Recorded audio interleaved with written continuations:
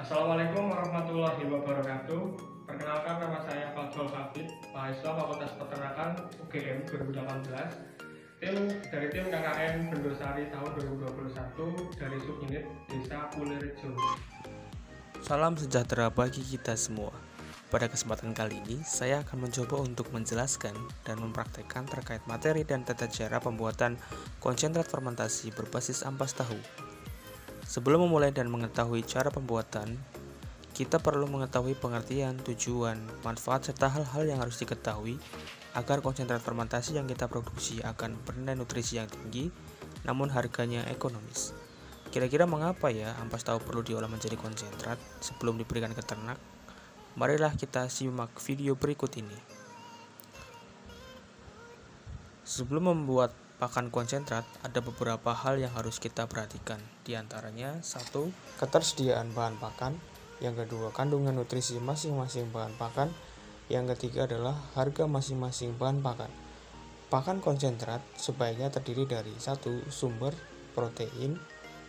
Yang kedua adalah sumber energi atau karbohidrat. Yang ketiga adalah sumber lemak. Yang keempat adalah sumber mineral. Dan yang terakhir adalah sumber vitamin.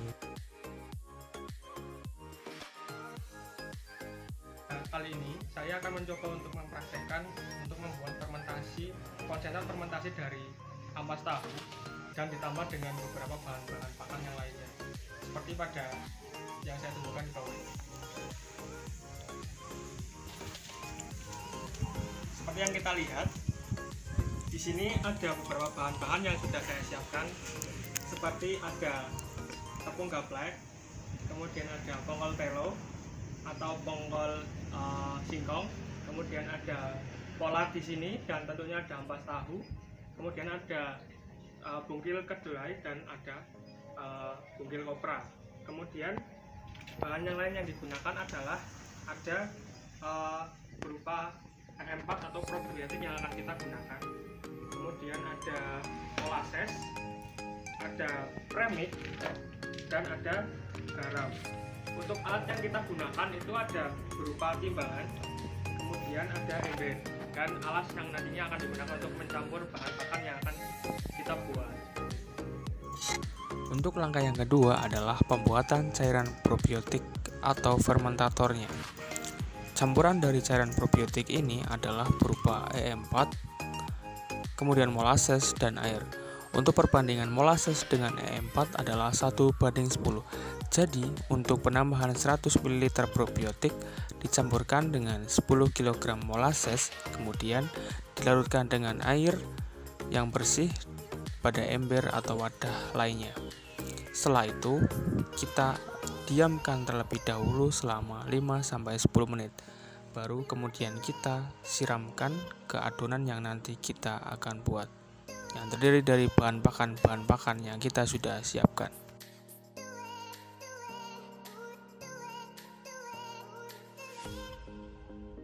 Jangan lupa untuk menutup rapat kembali kemasan probiotiknya agar tidak berjamur dan tahan lama.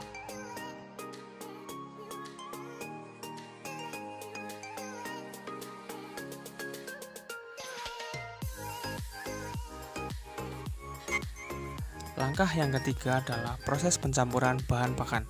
Bahan pakan yang sudah kita sediakan kemudian kita campurkan satu persatu membentuk tumpukan layaknya seperti wafer. Urutan bahan pakan bisa dimulai dari urutan yang pertama. Yang paling bawah adalah bahan pakan yang ketersediaannya paling banyak, seperti sumber serat. Contohnya pada kesempatan kali ini adalah pongkol telo. Kemudian di atasnya kita lapisi menggunakan ampas tahu. Kemudian kita tambahkan dengan polar seperti itu. Untuk lapisan berikutnya bisa kita tambahkan sumber energi secara merata seperti tepung gaplek.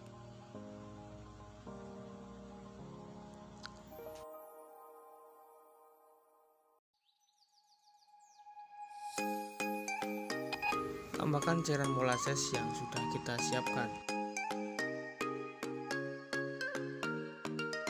Kemudian kita siramkan di atas permukaan tumpukan bahan pakan secara merata secukupnya. Jangan terlalu basah dan jangan terlalu kering, supaya nanti proses fermentasi dapat berjalan dengan optimal. Kemudian kita lapisi kembali adonan tersebut menggunakan sumber protein seperti bungkil kedelai secara merata.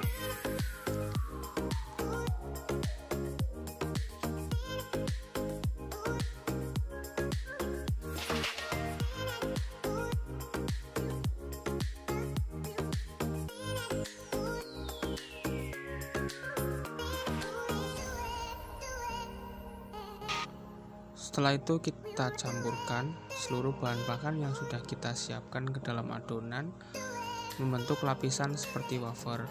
Kemudian nanti di atas permukaan adonan tersebut kita siramkan kembali cairan probiotik yang sudah kita siapkan secara merata.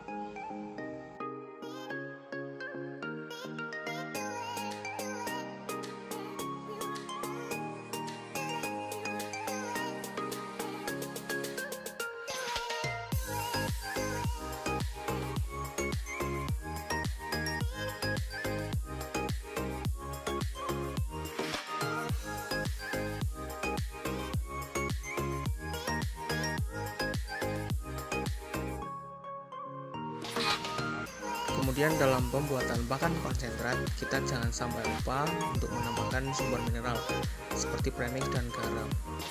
Premix dalam pembuatan pakan konsentrat ini penggunaannya sangat dibatasi, hanya sekitar 3% dari total pembuatan bahan pakan konsentrat yang kita produksi.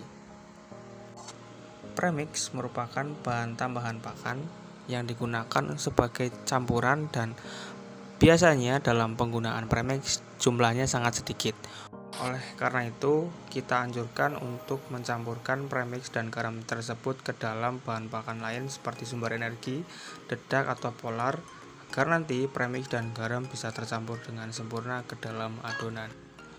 Langkah selanjutnya adalah proses pengadukan bahan pakan yang sudah kita campurkan menjadi adonan. Pencampuran bisa dilakukan secara bertahap sedikit demi sedikit dari ujung adonan hingga seluruh dipastikan tercampur dengan rata. Pencampuran bahan pakan ini bisa dilakukan menggunakan tangan atau menggunakan cangkul atau skop yang sekiranya bisa mencampurkan bahan pakan. Bahan pakan yang tercampur dengan sempurna dalam proses mixing ini sangat menentukan tercampurnya bahan pakan dan juga nantinya akan menentukan keberhasilan dari konsentrat fermentasi yang dibuat.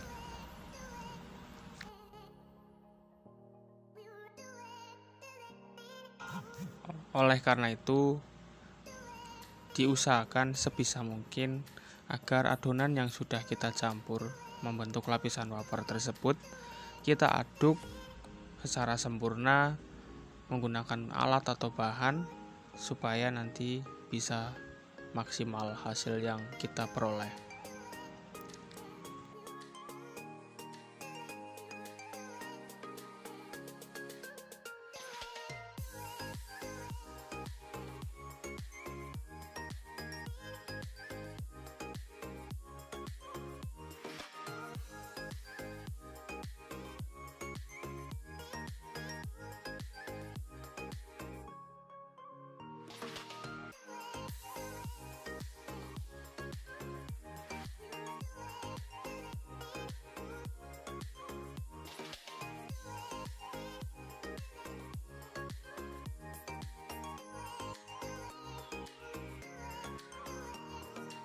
Setelah semua bahan pakan tercampur dengan rata, kemudian tahap selanjutnya adalah proses pengemasan dalam karung. Kemasan yang bisa digunakan dalam kesempatan kali ini adalah berupa kantong plastik silase yang dilapisi menggunakan karung. Selain alat tersebut juga bisa digunakan seperti tong silo, kemudian ember, dan sebagainya. Setelah kemasan ditutup rapat, pakan disimpan dan difermentasikan selama kurang lebih 3-4 hari.